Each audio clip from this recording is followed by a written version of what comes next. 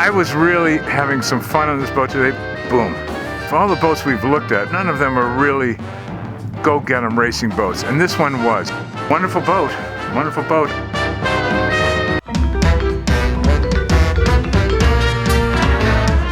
Hi there, this is Captain Q and my old sailing buddy Randy. Join us as we travel hither and yon as we look for some great deals on classic boats and learn a little with each one. Captain! Randy, is that your voice I hear again? You found me, huh? Hanging out by this old pretty wooden boat. I can't identify it right off. It looks sort of familiar. I might even think it might be a Mason design. Something about the doghouse up on deck, you see. Is this our boat? Oh, no. This is a wonderful boatyard. We're at FL Tripp in Westport, Massachusetts today. Now, right next to this beauty, which has got a long way to go still, just take a look at this green boat right beside you here. This is an Alarian, and that's a Herreshoff prodigy, but this is glass, and she is a beauty. Is this the boat for the week? No, this isn't the one either. Bear with me, guy. Today I'm going to tell you about a boat. She's 41 feet long. She was designed by our old pals CNC, Cuthbertson and Cashion, up in Canada, and the house naval architect was Robert Ball, who actually designed this boat. We talked about CNC before, and they've had quite a history. They've come out with something like 53 different designs. This was a no-fooling, really race boat. They came out in two versions, a cruising and a GP version. And obviously you might imagine that a GP version is going to have a little more sail area, a little deeper keel, and so on. And this boat originally had about an 8-foot, almost an 8-foot draft. The prior owner passed away. The yard took over ownership of the boat and then proceeded to go through all the systems. They replaced the fuel tank in her. They replaced all the electronics, the standing rigging, the running rigging. The owner of this boat is the boatyard, FL Tripp and Sons, and they will put this boat in the water, put the mast up, bend the sails on, commission the engine, commission the water systems, and at no charge. This really, really pretty boat, CNC 41. The owner, before he let go of the boat, had the whole keel removed and shipped up to Canada, and they cut off the bottom and added this lower kind of torpedo-looking structure on the bottom. If you come up here and look forward, you'll see she's very fine right at the bow, and she's going to come into the water nicely. She'll slide right along, and she flattens out real early. And then her bilges down here are quite flat, and which means she's going to have probably shallow bilges inside, although there must be a bit of a sump down in here somewhere in the keel area. But she has a little different, it's not the real wine glass system that comes down. It's got a little different flair, which is going to give her a little more stability when she lays over. This is late IOR design. Just look at the finish on this. Look at the buffing job they've done. It's really marvelous. Right here, I've taken your dinghy and turned it over for you. Look at the bottom. Look at this. Look at this growth. This has been in the water for how long? Maybe just a couple of months or so, right? Yeah, a couple of months. Should I feel shame? You should feel all kinds of shame and embarrassment, especially alongside all these very clean other dinghies nearby. Fortunately, we have a wonderful sponsor called Un-Duz-It, and they've provided us with a new product. This is for marine growth on your boat, and all they want you to do is to spray it on. We're going to let it sit for a couple of minutes, and then we come back and just rub it off, and then we'll flush it with some water. This is biodegradable, it's phosphate-free, and it's chlorine-free. It's also ammonia-free and hydrocarbon-free, but it's not going to kill sea life or vegetation. Okay. But we're going to work on these barnacles you've left on your boat. I'm going to spray some on here. You see that? We're just giving a good spray shot to this one side of the boat. Let's just give this a swipe here and see what happens to all this stuff here. Oh my gosh, look at that. Oh, whoa. Well, that's not bad. Oh, that's pretty good. Wow. This is really easy to fix. Yeah, it really is. I mean, look at this. Oh my gosh. And I'm not putting a lot of pressure on this. I'm just letting this brush roll over the top of it. Now this would be the same thing as using pressure water, wouldn't it? Yep. I love it when Captain Q comes and scrubs my boat for me. Yeah, I'm not going to scrub your bottom very often. But this stuff is pretty darn good. Wow. Randy, here we go, buddy. Oh, yeah. Now, just for comparison, let me throw some water on this other side. Oh, not so much happened there, did it? I would say Un-Duz-It did it. All right, now, if you really like what you've just seen here, I would suggest that you look right below the episode and you'll find a link. And if you click on that, the people at Un-Duz-It will be very impressed that you've seen their product, their work. Yeah, it's a good way to support our show because they support us and they're helping to keep us chug along. Do I have to finish your dinghy now? Yeah, I'll catch you later. I'm going to get back to business. Oh, I'm back at it. Let me know when you're done. I'll call you. Let me see, various through hulls. I don't know what they're all for. This could be a through hull for a speedometer right here, since there's nothing in there for the moment. Might just get a look at her from the side over here and see what she looks like. It's a really pretty boat with a reverse transom on her and a nice sharp bow. She has a internally hung spade rudder. What do you mean internally hung? Well, it's hung inside as opposed to hung on the transom of the boat. Oh, Randy, you've seen this little spike here before. We know what that's for, right? Yep. That's just to stop stuff jamming up underneath the spade rudder. She's got a 3-bladed cruising prop on her right now. We don't have a line cutter. Now, we also have a 3-bladed prop here, which is, this is a really good cruising prop. You said this made you think of putting snow tires on a Porsche, right? Yeah. Doesn't quite fit the hull, you know. It doesn't. You want something a little more racy. Doesn't. And given the angle where they've set the engine up, this is really nothing's to stop it. Nothing's to help flow of water. So what do? We go to Martech with a folding prop like so, yep, or a Luke prop where the blades feather. Which do you prefer? Well, between those two props, I'd say the Luke prop might be a little better than the Martech. What do you think? Should we take a look topside? Yeah, let's head up. Now, Randy, come on up, buddy. Oh, thanks. Are you up here? This is the biggest wheel I've ever been behind, I think. This is... You look Lilliputian next to it. You know why they put these on here, don't you? Because these boats are so beamy, and they want the helmsman to have a good feel for the helm and not have a little wheel. You're going to sit with your butt like so. I can see a million miles away here. So let's say I'm sailing by myself or maybe short-handed. You've got the sheet around there, you've got a small jib up, and you can crank that puppy right in, and then when you're finished, cleat it down. Oh, you got a little jam block here. And we've got very good, I didn't notice that. This boat, remember, is set up for racing. Here are your leads for the spinnaker sheet that would come back here. The guy will be led a little further forward.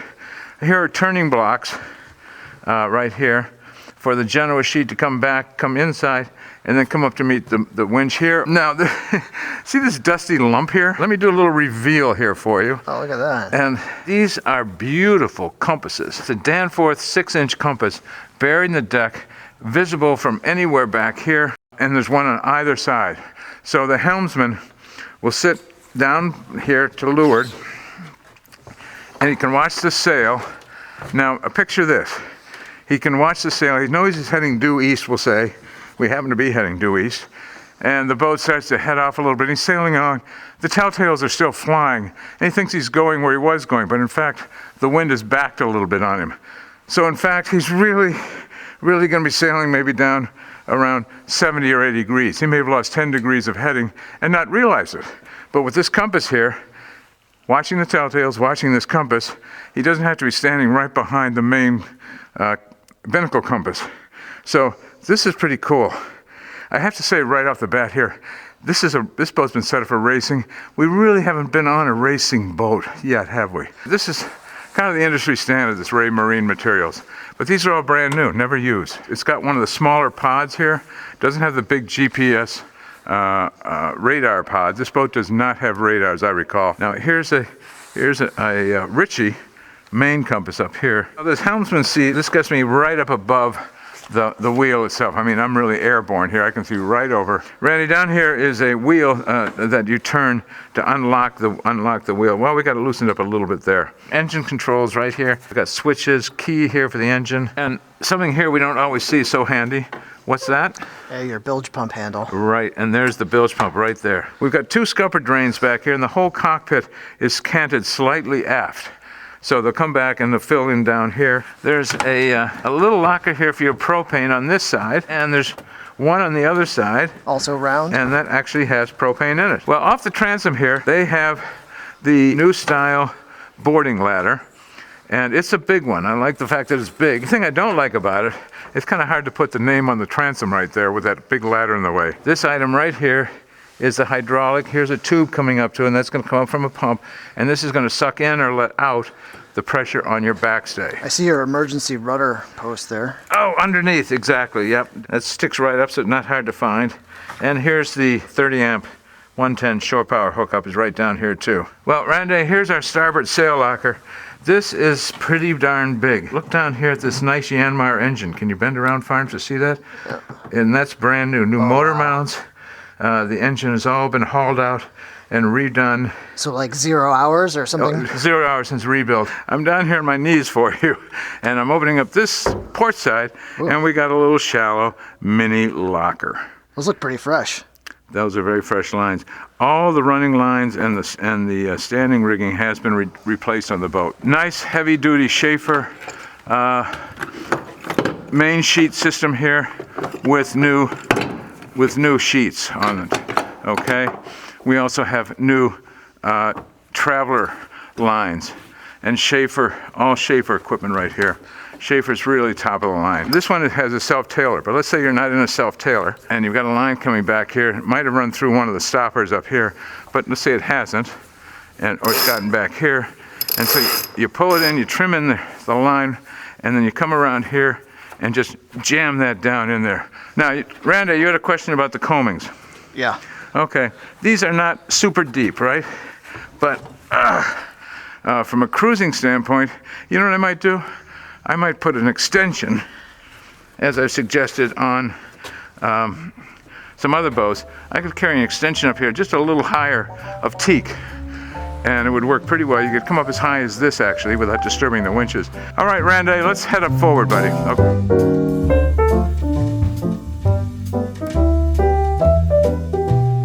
This was sort of pre-roller furling units, but the concept was to keep the decks wide and clear, so when you haul down one sail to put up a smaller one, you had room to do it. We have no anchoring pulpit up here for you, no bowsprit either. There are places to run your anchor line out of. They've got a couple of standard cleats here that would be fair leads up to for your dock lines. Here's a nice clean anchor locker, and look what you get. Fresh line. We've got a couple of pad eyes here in the deck. You would use one of these possibly for a downhaul for a spinnaker pole. You stepped over a couple of fair leads on the cabin front right here. That may take that downhaul back to the cockpit, where again you can manage the spinnaker from there. This is our waist line and our water line right behind it, and it's designed to be opened with a special key that'll be down in the galley somewhere. Also, you don't notice it in the darkness here, but this has a very pale gray, pretty grippy type of non-skids. This track up here is going to take a lead to adjust a baby stay on the mast. So how far up does the baby stay go? The baby stay will probably go up about 30 feet probably. Okay. Midway up. As I crawl by here too, look at this inboard sail tracks here. For the smaller blade jibs, that would track inside. And there's the lead for the big Jenny, the 150, is going to be back here. And massive chain plates. We're looking at the front end of the boom, which is lying here on her side. And you can see the lines coming out from the bottom, and that will all go back down here to blocks like these, and will then run aft, so you can do some jiffy reefing right from there. They've got a nice little collar around the base of the mast. Boy, everything is set up, a lot of Schaefer gear here, and in these eyes that they've created in this collar around here to give you fair leads to go back aft. A couple nice Bomar hatches. These are in really nice shape. How about we head down below? Okay, thought you'd never ask.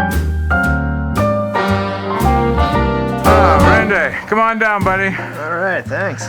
you're going to be really surprised here. Is this a barn find or what? Yeah, we haven't been in a dark boat in a while. This is how CNC featured their boats. They made them lightweight, they made them very fast, but they still added creature comforts and nice eye candy. All this woodwork, and this is fresh. I don't think a drop of water's been inside this boat. I'm not sitting on the new cushions, and there are new cushions for the interior of this boat, and they're available. I think there's a sample of one over here. Well, there's one, yes, that little pilot berth there, right. And the length of the settee on that side is very nice. This is a water tank right here, I believe. And there's another fuel tank on one side and a water tank on the other. Good handholds overhead. And how about these access ports for those winches? What are exactly right, exactly right. Yep, so you can get up there and make adjustments to remove. And you can see here where they've gone through the overhead, and you see all those little bumps in the ceiling there? Yep. In the overhead rather. Those bumps are just the same. They line up with the bolts for the winch. So why would you need access to the bottom of the winch? You might want to change it, rebuild it, put a big one on, take one off. So this boat is designed to come apart and go together anytime you want to fix or repair anything. Remember we looked at the chain plates up on deck? Look at this thing right here. This is bolted to a build-up section underneath it. And 12 half-inch stainless bolts going through there. That spar is not going to move anywhere. And the spar is stepped inside the boat, and here she is right here. Comes down through the table, and here's a couple blocks down here to center it, and a big keel bolt down there. Nice big table here. Look, we can fold this other leg out, and the crew on the other side. You can fit 1, 2, 3, 4, 5, 6, 7, 8 people around this table. Now, you notice there's a lot of brown paper on the floor. This is just from the boatyard covering up the teak and holly sole here to keep it clean. So that's all in great shape. Oh, I love when those pop up. Look at that. Now you can look down. Here's another keel bolt down here, and there's the sump. Now this is a fin keel boat with about almost a 2-foot sump in it. What's having a nice deep sump like that do for your sailboat? A lot of these early racing boats had very shallow bilges. And we know you can always get some water, even if some water blows in through the hatch. You'll get water in the bilge. The boat heels over, that water will run out of that shallow bilge up into your lockers where you're storing, clothes and foodstuffs. So when you've got a deep bilge, any water that collects there can be pumped out automatically. Great, great galley. Why is it so great? I thought you'd never ask. Look at the size of it, first of all. One of the reasons boats go fast is the crew is happy. Why is the crew happy? It's well fed. Why is it well fed? Because the cook has places to put together meals. Now, look at all the fiddles. This is like little, reminds me of the walls around farmland in Ireland or someplace. And you've got places to put things that aren't going to slide when the boat moves. Now, I'm standing in front of a very large refrigerator. They've added this Norcold refrigerator back here. On the bulkhead, and we saw this on another boat recently. And it's kind of nice to have a little front opening unit that you can put some, soft drinks and so forth in. One catch here is when they designed that, it made it tough to get to the other freezer section. Huh. Oh, okay. All right. Oh, now look at this, and look in here. Look at the fresh paint. And there's even one forward here. Let's see how this one looks.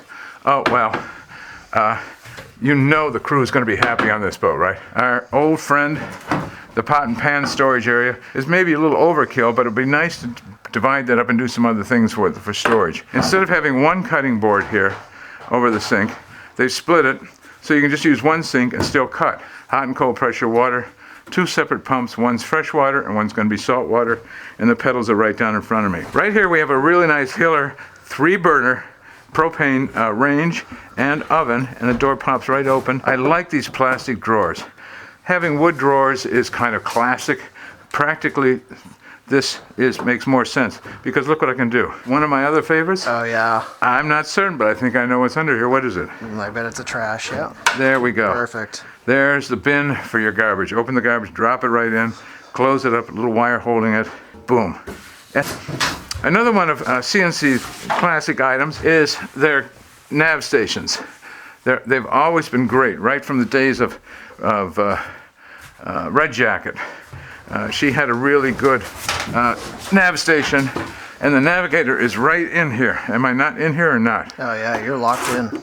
Now, they don't have radar on the boat, and you probably need some repeaters down here that may still be available for the boat. You've got a reasonably fresh radio. I don't think it has AIS. You might want to replace that. And you know what this is, of course, right? No, some kind of antique. It is. You put these round discs in there. You slide them in there, and they make music. Now, you got your 12-volt system and your 110 system right beside you. Battery condition indicator. And this is like an old Danforth style. You click it one way or the other for one bank or for the other bank. Here's your major power switch for your 110 system, and the outlets and outlet starboard port, and your hot water, because you can run hot water when you're tied up at the dock off this, and then a battery charger at the bottom. Look at that. Whoa. Whoa, we've never seen one of these that way. Quarter berth. Right behind me is an interesting layout. You could put two guys in here. Now, two guys get sort of nervous sometimes sleeping that close with a boat that's heeling. Where's your other hand? Between two pillows. Those aren't pillows. So they put in a bundling board here, and this will come up in the cushions, so one guy can sleep on one side and another guy can sleep on the other side. Without a cushion, now, it would be nicer. I'm going to dust off this whole quarter berth now, but I can climb right in here, screw myself around, and look at the size of this. Woo! I have a little port light here that opens, give me fresh air back in here, and there's more access to the engine compartment we'll see through this little panel on the way back, and our battery switches are mounted right here, and there's a nice big storage space up on top. I'm going to sit down and check out this engine, because I got a little, this is also, by the way, we missed this before, here's a seat for your cook, or for somebody coming off watch to sit down and put on their seat boots. We've got a couple banks of batteries, and we've got that engine just sitting there fresh and new, the cleanest build you've ever seen. You've got an oil filter down on the starboard side there, and I think there's just more hatches that need to be opened. It's all accessible. See that big opening right there? Yeah. That's the big opening. You just sit down inside that starboard locker, right? Yeah. Now, Sea Dog's checking out this pilot berth up here. This is, again, a little racing feature here. You know what this is called? A canvas door. What's the advantage of this over like louvers? It's an extra 10, 15 pounds off the boat. Behind me, we've got a really pretty nice size head here. And it comes with a molded sink, hot and cold pressure water, and a shower grate down below, and a brand new flush, it looks like it's been added to this. So, storage lockers behind, and places for your dop kit. Oh my gosh, we've got, Randy, you have got the best eyesight. We got the forward mirror, and you can get a port side look at yourself. Here's your shower head. I can sit right here on the flush and do this myself, take care. There's a nice hatch overhead for ventilation. There's light here. I think you could even do a little laundry in that sink. Yeah, that's a very good point. Actually, you could. It's a really nice deep. If you wanted to flush out some socks or underwear or whatever, you could do that there. I love opening lockers on this boat. I really can't believe this boat was even used before. Storage here for your dop kits. It's got a nice fiddle front to it, and everybody always has their different types of towel storage. But look how that the molded in features of this are going to keep everything dry in there. This could be a towel rack. Can you see that? Yep. And boom, pop yourself right up. And my 6'1" headroom, I still have headroom over that, and I have a nice hatch here for air. Let's see how they did the forward. Oh, this is great. We have a really nice size forepeak here. You don't need the hatch to the anchor locker because it's all that gear is stored up in that deep well on the bow. You've got extra storage down here. Again, all dry, new. Shoe storage. Good dry shoe storage.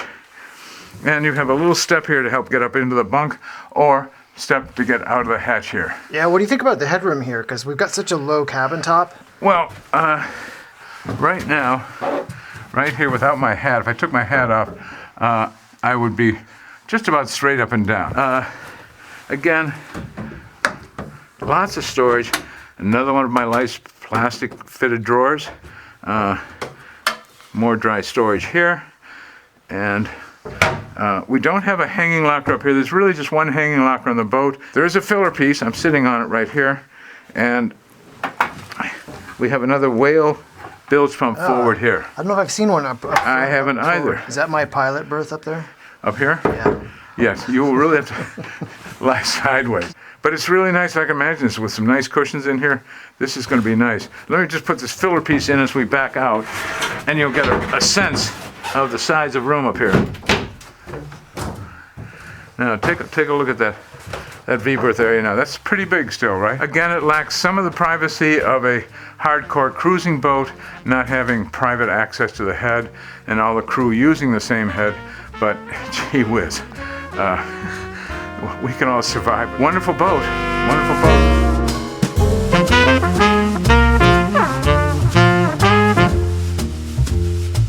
C&C Yachts devise beautiful racing hulls. I was really having some fun on this boat today because for all the boats we've looked at, none of them are really go-get-'em racing boats. And this one was. She was designed, she was considered a Grand Prix model when she came out. What really sparkled, once we got past the dust below decks, she had this wonderful stained mahogany, teak, wood, whatever it was, all over the cabin. But it certainly was a warm, comfortable feeling. I'm going to give this boat a rating of 10 because she floats. The racing factor, boom, that's the first thing that hits me almost, is I'm going to give her another 10 because I want to go racing again. And that boat is so well taken care of, I'm giving another 5.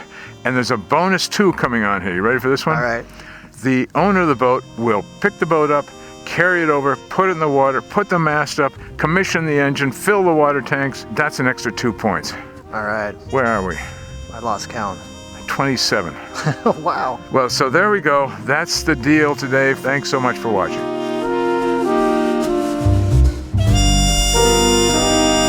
If you like what you see, please hit the subscribe button. And if you want to be notified when the next one comes out, please hit the alert bell. And that's not desperate at all. So we're having too good a time doing these things, so you can hit the bell or not. Randy, how would I ever find out what's coming up next? You can follow us on Instagram here Yeah. or Facebook here. We'll have little previews of what's coming up on our next episodes. A little bit early. That's pretty cool. Previews. You all join me. I'm going to Instagram right now, and I'm going to find out what's coming up next week. Thank you very much. You know, Instagram's not a place.